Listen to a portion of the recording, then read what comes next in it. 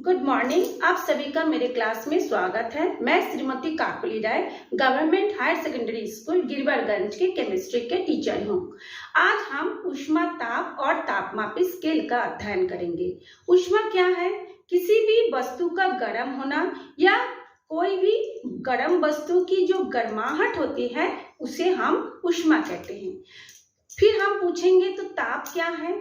तो किसी भी गर्म वस्तु की गर्माहट की जो मापन होती है, जो माप होती है, उसको हम ताप बोलेंगे। यानी कोई भी वस्तु कितना गर्म है, थोड़ा गर्म है, मध्यम गर्म है, वह बहुत ज्यादा गर्म है, तो वो जो गर्म की जो माप होती है उस मापन को हम ताप कहेंगे। तो इसके लिए हम एक एग्जाम्पल से समझते हैं। हम कोई भी 3 बॉल लेंगे, एक में फ्रिज का ठंडा पानी रखेंगे, एक में गुनगुना पानी लेंगे और एक में उबलते हुए पानी को लेंगे। जब हम तीनों की ताप की या ऊष्मा की तुलना करेंगे तो देखेंगे गुनगुना पानी का ताप फ्रिज में रखे ठंडे पानी की ताप से अधिक है, किंतु उबलते हुए पानी की ताप की तुलना में वो कम गर्म है।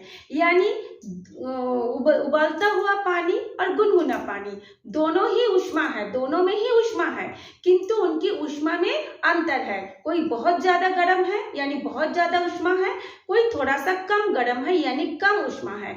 तो ये जो दो ऊष्मा के मापन यानी माप यानी ये जो अंतर है उसको हम बोलेंगे ताप। इसके अलावा हम एक और एग्जाम्पल लेते हैं। जैसे हम उबलते हुए दूध को यदि हम कमरे के ताप पर छोड़ देंगे तो हम देखेंगे कि कुछ देरी में दूध धीरे धीरे ठंडा होकर एकदम से ठंडा हो गया। यानी ऊष्मा का एक गुण यह भी होता है कि वो अधिक गर्म वस्तु से कम वस्तु ठंडा वस्तु की ओर चलता है। और ताप क्या होता है? किसी भी वस्तु की ऊष्मा को बढ़ाने से ताप बढ़ता है और ऊष्मा को घटाने से ताप घटता है। हर एक वस्तु में कुछ ना कुछ एनर्जी यानी कि ऊर्जा होती है, तो उस ऊर्जा को ही एक रूप हम ऊष्मा मानते हैं। इसलिए ऊष्मा का जो मात्रक होती है उसे हम जूल से नापते हैं।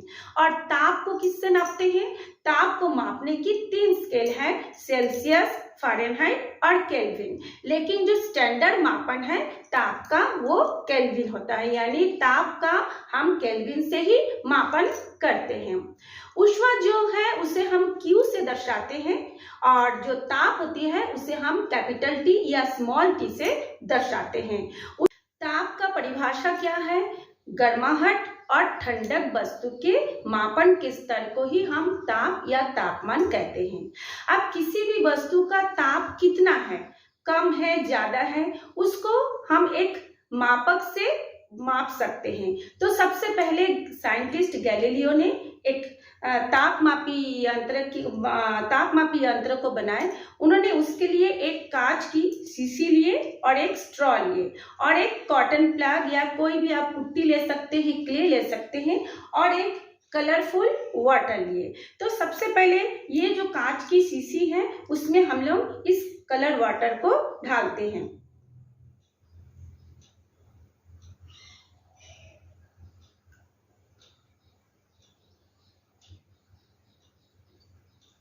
ये हमने आधा शीशी कलर वाटर भर लिए, इसको हमको पूरा नहीं भरना है। अब इसमें से ये जो शीशी का ऊपर का जो ढक्कन है, ढक्कन में जब हम इसको छेद किए थे, इस छेद में से हम एक स्ट्रॉ को इसके अंदर इन करेंगे। लेकिन हमको ये ध्यान रखना है ये जो स्ट्रॉ है इस शीशी के बॉटम तक यानी तला तक नहीं टच करना चाहिए, उसकी बॉटम से थोड़ी सी ऊपर में रहेंगे, ऐसे थोड़ी सी ऊपर। अब हम इसको कॉटन प्लग से अच्छा से इसके मुंह को बंद कर देंगे ताकि इसके अंदर से बिल्कुल भी हवा बाहर ना आए और बाहर का ठंडा हवा इसके अंदर ना जाए। ये ऐसे कॉटन प्लग से हम बंद कर दिए। अब हम क्या करेंगे, अपने दोनों हथेलियों को ऐसे करके कुछ देर रगड़ेंगे। रगड़ने से क्या होगा, ये गर्म हो जाएगा। जब ये गर्म हो जाएगा तब हम इस शीशी के ऐसे करके हम पकड़ेंगे। तो पकड़ने से क्या होगा, हाँ, हमारा हाथ क्या है, गरम है। तो गरम फिर ये किस में जा रहा है, इस शीशी में जा रहा है। तो शीशी के अंदर क्या भरा है, ये रंगीन पानी और हवा भरा है। तो हवा जो है ऊष्मा पाकर फैलता है, यानी उसमें एक्सपांशन होता है। अब जब वो फैलेगा तो चूंकि इसका मुंह को हम अच्छी तरह से बंद कर दिए हैं, वो बाहर नहीं आ पाएगा। तब ये जो हवा है इसी पानी के अंदर दबाव डालेगा। तो दबाव डालने से जब तो ये पानी फिर कहाँ से जाएगा, ये जो स्ट्रॉ है, स्ट्रॉ के अंदर से होता हुआ इसका लेवल ऊपर तक पहुंच जाएगा। तो मैं एक बार और हाथ को रगड़ के मैं आपको ये दिखा रही हूँ। देखिए, जब हम अपनी हथेलियों को रगड़ के इसके ऊपर रखे हैं तो ये जो पानी का लेवल कहाँ पे पहुंच गया, ये जो स्ट्रॉ है स्ट्रॉ के ऊपर तक पहुंच गया। यानी हवा जो है वो फैला गर्म होकर और ये पानी पर दबाव डाला और प्रेशर से वो फिर उसको जगह, जब बाहर जगह नहीं मिला तो ये स्ट्रॉ के अंदर से वो ऊपर तक पहुंच गया। तो उन्होंने इसका नाम थर्मोस्कोप रखा। थर्मोस्कोप इसलिए रखा, इसे थर्मोमीटर इसलिए नहीं कहा क्योंकि इसके अंदर कोई पैमाना नहीं है। यदि इसमें कुछ पैमाना होता तब इसका नाम थर्मोमीटर हो जाता है। इसलिए ये पैमाना ना होने के कारण इसका नाम उन्होंने थर्मोस्कोप रखा। उसके बाद 3 पैमाने वाले थर्मोमीटर की 3 वैज्ञानिक के द्वारा बनाया गया। एक हो गया फ़ारेनहाइट, एक हो गया सेल्सियस और एक हो गया केल्विन। तो फ़ारेनहाइट का जैसे आप चित्र में देख पा रहे हैं, फ़ारेनहाइट जो है उसमें अधिकतम ताप पानी का मतलब जब पानी भाप अवस्था में होता है उसकी उच्चतम ताप को उन्होंने 212 डिग्री और जो लोएस्ट पॉइंट है यानी जो निम्नतम ताप है जिस पर पानी बर्फ बन जाता है उन्होंने उसको 32 डिग्री रखा। तो ये जो 212 डिग्री और 32 डिग्री को जब हम दोनों को घटाएंगे, माइनस करेंगे, तो ऊपर का जो हाईएस्ट पॉइंट और जो लोएस्ट पॉइंट है दोनों के बीच में समान 180 का विभाजन होता है। अब हम यदि इसका सूत्र देखें तो सूत्र में हम ऐसे लिखेंगे जैसे आप देख पा रहे हैं, तापमान पैमाना यानी उसको हम बोलेंगे temperature scale minus lowest point यानी निम्नतम बिंदु अपन highest point minus lowest point यानी maximum point by minus minimum point. जब हम इन दोनों को लिखेंगे तो पैमाने जो है तापमान पैमाना उसके जगह में हम F लिखेंगे -32 degree by 212 degree minus 32 degree. तो इक्वल करके हमारा आएगा F -32 बाय 180 डिग्री। ये है इसका फॉर्मूला जो कि आप देख पा रहे हैं। अब हम सेल्सियस की ओर बढ़ते हैं। सेल्सियस स्केल में क्या है, जो नॉर्मल प्रेशर पर पानी का जो हाईएस्ट पॉइंट है यानी जो उसका बॉइलिंग पॉइंट या अधिकतम ताप जो है 100 डिग्री सेंटीग्रेड है और जो फ्रीजिंग पॉइंट यानी जिस पर पानी बर्फ बनता है उन्होंने उसको 0 डिग्री लिया।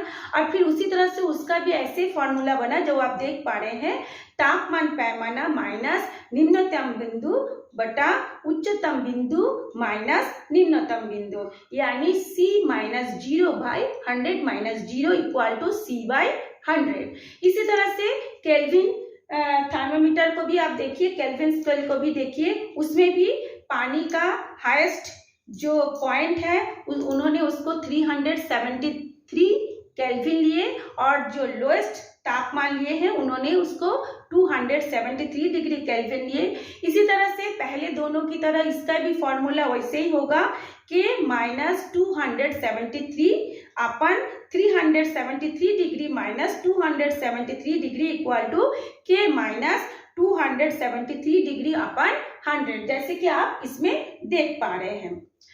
अब ये तो था हमारा 3 scale, Fahrenheit, Celsius and kelvin. अब यदि आपसे एक क्वेश्चन पूछा जाए कि जो डॉक्टरी थर्मोमीटर होता है उसमें 98.6 डिग्री फ़ारेनहाइट लिखा है, इसको आपको सेल्सियस में कन्वर्ट करना है या चेंज करना है, तो आप उसे कैसे करोगे? तो ये अक्सर क्वेश्चन में आता भी है। इसके लिए हमको फ़ारेनहाइट की फॉर्मूला और सेल्सियस की फॉर्मूला जो कि आप देख पा रहे हैं, दोनों को इक्वल करके लिखना पड़ेगा, यानी दोनों को कंपेयर करना पड़ेगा। फिर हम उसके बाद क्या करेंगे, उसको क्रॉस मल्टीप्लीकेशन यानी कि त्रियक गुना करेंगे। जब हम त्रियक गुना करेंगे तो क्या आएगा, पहले हम सूत्र को दिखा रही हूँ, लिख लेते हैं। f minus 32/180 equal to c by 100। Cross multiplication के बाद c into 180 equal to f minus 32 into 100। तो c इक्वल टू फिर क्या होगा, f माइनस 32 इंटू 100 बाई 180। जब उसको हम लोग कटपीट करेंगे, उसको करने के बाद हमारे पास क्या आएगा, c equal to f minus 32 into 5/9। यहाँ 5/9 जो कि डिजिट है उसको हम एक तरफ लिख लेते हैं, यानी कि 5/9। उसके बाद हमारे पास बचता है f माइनस 32।